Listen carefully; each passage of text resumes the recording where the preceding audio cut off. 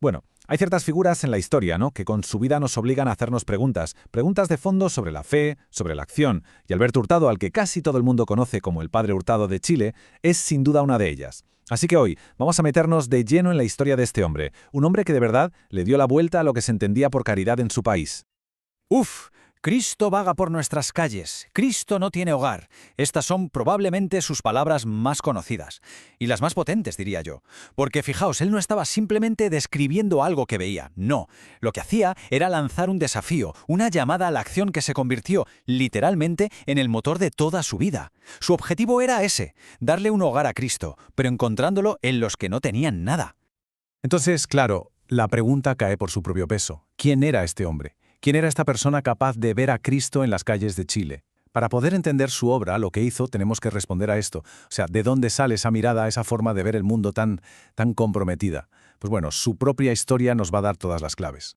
Y es que, a ver, su increíble capacidad para conectar con el sufrimiento ajeno, esa empatía, no la aprendió en los libros, para nada. Nació de una experiencia muy personal, y muy dolorosa además. Su infancia, de hecho, estuvo completamente marcada por la pérdida y por la pura precariedad. Es que hay que ponerse en situación. Huérfano con solo 4 años, su mundo de la noche a la mañana se viene abajo. Y ojo, la muerte de su padre no fue solo un golpe emocional tremendo, que lo fue una auténtica catástrofe económica. De repente se encontraron sin casa, sin seguridad, sin nada. Y claro, vivir algo así, esa vulnerabilidad tan bestia a una edad tan temprana, eso sin duda sembró en él la semilla de esa empatía que luego definiría toda su vida. Y aquí hay una palabra que es fundamental para entender su juventud. Allegado. Ser un allegado no es simplemente vivir en casa de unos parientes y ya está. No, es mucho más. Es la incertidumbre constante, es no tener tu propio espacio, tu rincón, es esa sensación de estar siempre dependiendo de la buena voluntad de otros. Él lo vivió en sus propias carnes, esa inseguridad de no tener un sitio al que poder llamar de verdad hogar. Y a pesar de todas estas dificultades, su camino fue el de una formación, increíblemente constante y rigurosa. Es que estamos hablando de más de 20 años estudiando y preparándose. Que si derecho, que si teología, que si un doctorado en pedagogía, todo esto antes de que su gran obra, la que todos conocemos, siquiera empezara. Pero que nadie se engañe, ¿eh? La vocación ya estaba ahí, ardiendo por dentro. Y aquí hay una anécdota que es realmente interesante, sobre todo por cómo se resolvió el que era el principal obstáculo para que él siguiera su vocación, el dinero para mantener a su madre. Su director espiritual contaba que Alberto pasó un mes entero rezando de una forma, casi desesperada. Y justo después un viejo pleito familiar que llevaba años atascado se resolvió de repente, casi de milagro, dándole a su madre la tranquilidad económica que necesitaba. ¿El resultado? Pues que pocas semanas después ya estaba ingresando en la Compañía de Jesús. Bueno, pues avanzamos un poco en el tiempo. Nos vamos a 1936, cuando vuelve a Chile. Y es aquí donde toda esa energía que tenía, que era muchísima, encuentra por fin su cauce, la juventud. Él vio clarísimo que en los jóvenes estaba el futuro, que ellos tenían la fuerza para cambiar las cosas. Y el efecto que tuvo fue eléctrico, una pasada.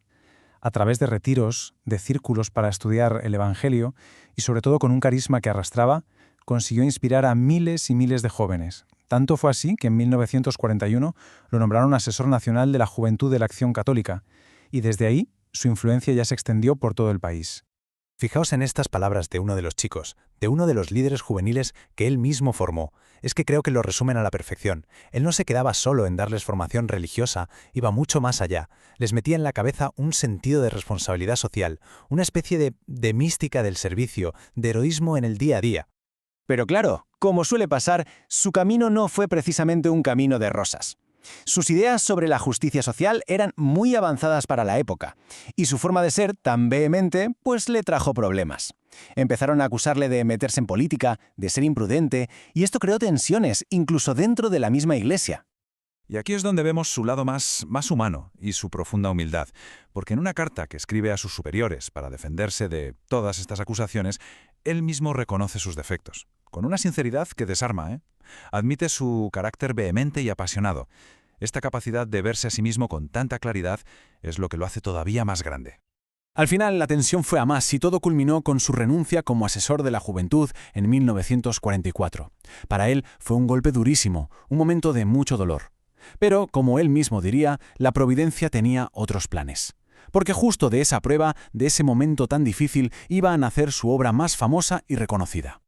Y el origen del hogar de Cristo es, bueno, es una escena muy concreta. Imaginaos, una noche de frío, lloviendo a cántaros, y se encuentra con un hombre. Un pobre hombre tiritando, en mangas de camisa, con una amigdalitis tremenda y sin un sitio donde meterse. Ese encuentro le sacudió por dentro. En ese hombre vio a Cristo abandonado. Y en ese preciso instante supo que no bastaba con sentir pena. Tenía que actuar. Y vaya si actuó. La respuesta a su llamada fue casi milagrosa. De verdad, dio un discurso apasionadísimo durante un retiro y de repente las donaciones empezaron a llover. Terrenos, dinero, joyas, de todo. Y lo que empezó como un simple refugio para que la gente no durmiera en la calle, creció a una velocidad de vértigo. Se convirtió en un sistema de acogida supercompleto que no solo daba un techo, sino también formación para encontrar un trabajo y, sobre todo, devolvía la dignidad a las personas. Este testimonio de un compañero jesuita lo deja clarísimo.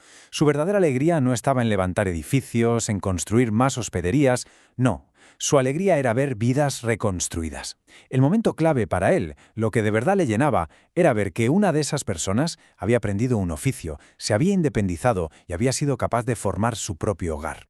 Y con esto, pues, llegamos ya al capítulo final de su vida. Una vida que fue un no parar de actividad, de acción, pero que encontraría su punto más alto no en una última gran obra, sino en cómo se enfrentó a la enfermedad y a la muerte. Cuando los médicos le dan la noticia que tiene un cáncer de páncreas terminal, su reacción deja a todo el mundo de piedra. En lugar de hundirse, de desesperarse, dicen que lo que exclamó fue «Me he ganado la lotería». Es increíble. Para él, la enfermedad no era un drama, era la oportunidad definitiva, el último tramo para prepararse para el encuentro con Dios. Contento, Señor, contento. Solo eso. Esta frase tan corta que no paraba de repetir en medio de unos dolores terribles, lo resume todo. Era la expresión de una entrega absoluta, incluso alegre, a lo que Dios quisiera. Una aceptación que, como es lógico, dejaba conmovidos a todos los que estaban con él. Y su último mensaje, su testamento espiritual, dictado apenas 4 días antes de morir, fue una vuelta a lo esencial, a la misión de su vida. No pidió que se le recordara a él, ni su nombre. Pidió que se siguiera con la obra, insistiendo una vez más en que la clave no es solo dar ayuda, sino crear un clima de verdadero amor y respeto al pobre, porque el pobre es Cristo. Quizás quien mejor resumió su legado fue su mejor amigo Monseñor Larraín en el funeral. Sus palabras fueron muy potentes. Dijo que el padre Hurtado no había sido solo un hombre bueno, no. Para Chile, su vida fue un auténtico acontecimiento.